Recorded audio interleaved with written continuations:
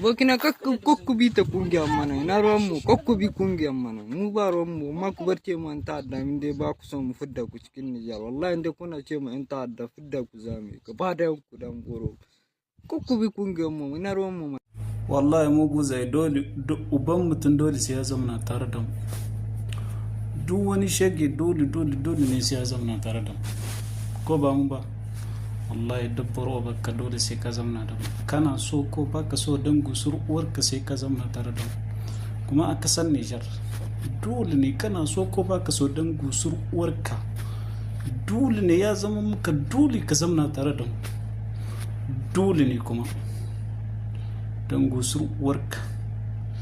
dole ne sai ka zama tare da mu kana son mu baka son mu dole ne sai ka zama tare da mu dole ne ko ma wane ne wanda bai son mu dai dole ya zama tare da mu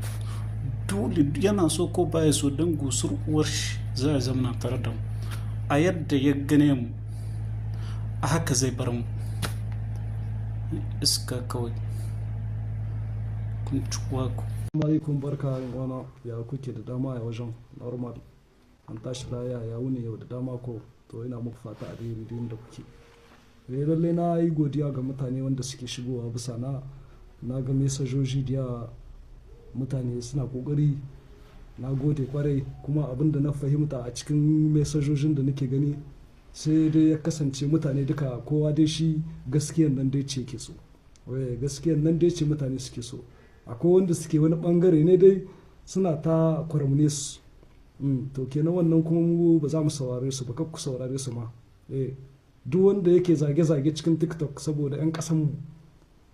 ni dai bani goyon bayan mai goya mai baya ita gaskiya ce kenan kurin a fito a gaya mu juna gaskiya shine magana kurin abin da hadda ko wanda yake shine na gaskiya sai a fito a nuna mu duniya shi amma wani zage-zage da wani wanga da Allah ku bar mana su insha Allah saboda kowa ya sani ya kamata kowa ya sani dukan mu yana da wuya ka samu a ce ma wanga mutum dai bai san gaskiya ba ko da bai santa ba ya ji malamai suna faɗin gaskiya malamai wannan da kuke ji suna mana wa'azi su ne dai za mu bi mu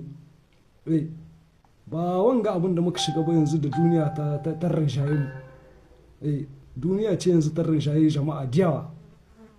su gani suke kurin abin da yake gabanka shine kai abin da kake da cikin ranka gurinka in dai ya cika kurin na dan uwanka ma kurin in yana so kai ma cika shi dai ne kurin wasu mutane gare su